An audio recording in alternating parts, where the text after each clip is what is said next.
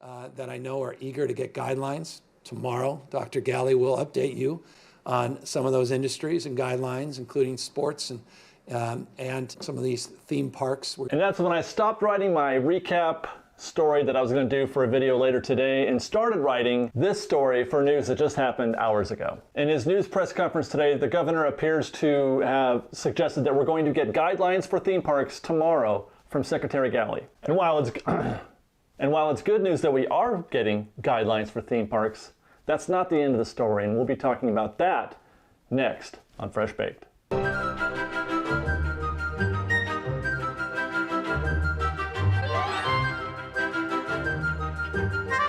So this press conference wasn't about theme park guidelines. It hardly ever is, really. It's more about the overall attempts that the state are having in terms of addressing the virus. And so it is that he had really referenced theme park guidelines only casually as part of a bigger conversation. Actually, let's hear more from Governor Newsom at that press conference today. And that's why we're being very sober, and forgive me, stubborn about some industries in the state that I know are eager to get guidelines. Tomorrow, Dr. Galley will update you on some of those industries and guidelines, including sports and some of these theme parks. We're going to break up the theme parks. It's not just one or two brands. It's many different parts that are part of the theme park industry. But Dr. Galley will be updating you tomorrow on those guidelines. Again, I hope one recognizes our stubbornness on a health-first, data-driven decision-making process. So there's a few things that we can draw from this statement. First, obviously, we're getting theme park guidelines tomorrow. And those will likely be for all sectors, not just theme parks, but all sectors that don't already have guidelines, though really, I can't think of anything else besides sports, and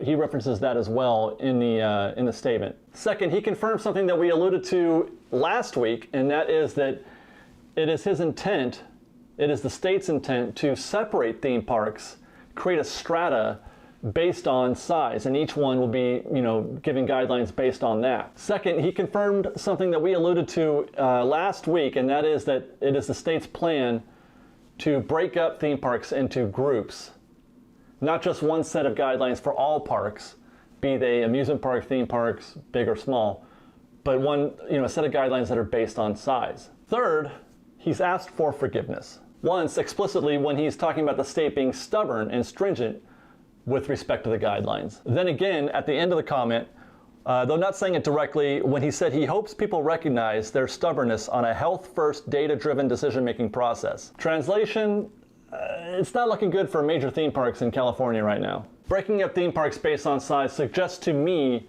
that smaller theme parks will have less strict guidelines. Bigger theme parks will have more strict guidelines based obviously on the fact that they have more guests there. Meanwhile, when I mentioned that he had asked for forgiveness for being so stubborn, my inference is that means forgive us for being so stubborn, it's still going to be yellow. He didn't say it, but that's what I'm inferring, and there's even a little more support for this based on comments that he made at the end of the press conference. Look, I understand the prevailing winds where people are pushing optimism because we're desperate for it and we're all longing for a when is this thing over question to be answered. When can I get this vaccine? When can I get my kids back to school? When can I go back to work? When can I reopen my doors of my business? And the sober reality is, and this is the sober reality, the expectation should not, cannot be this calendar year for the overwhelming majority of us to get to where we need to go as a nation, as a state. That will not happen until 2021. The real question is when in 2021 are we going to see broad availability and distribution of tens of millions, dare I say hundreds of millions of doses of vaccine made readily available in a way we can be confident about the efficacy of the vaccine and the impact of the vaccine on immunity, because that remains an open-ended question. Okay, so he doesn't talk about tiers there expressly, but he does talk about things not getting better in the state of California, things not happening in the state of California until there's a vaccine.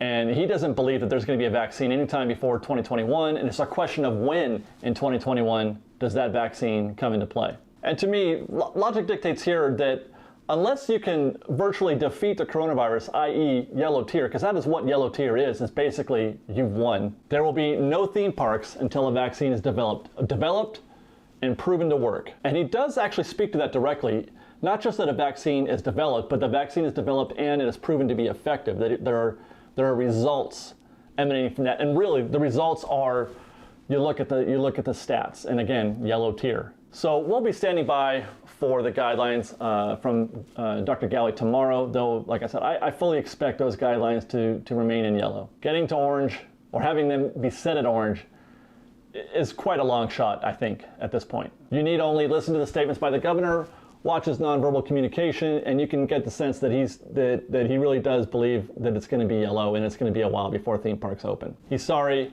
he's asked for forgiveness, but that's his position. It's going to be the yellow tier. And as I say these words to you, I'm reminded of what I was going to say in the video that I wound up not making for today. In it, I was going to say, for those of you who don't want the parks to reopen, not to get too excited about the news that happened last week, the potential good news, the potential optimism there might have been with the state of California visiting Disneyland and other California theme parks, and how they had supposedly those visits had gone well. I say that because we've heard good news like that before, only for it to kind of not go anywhere.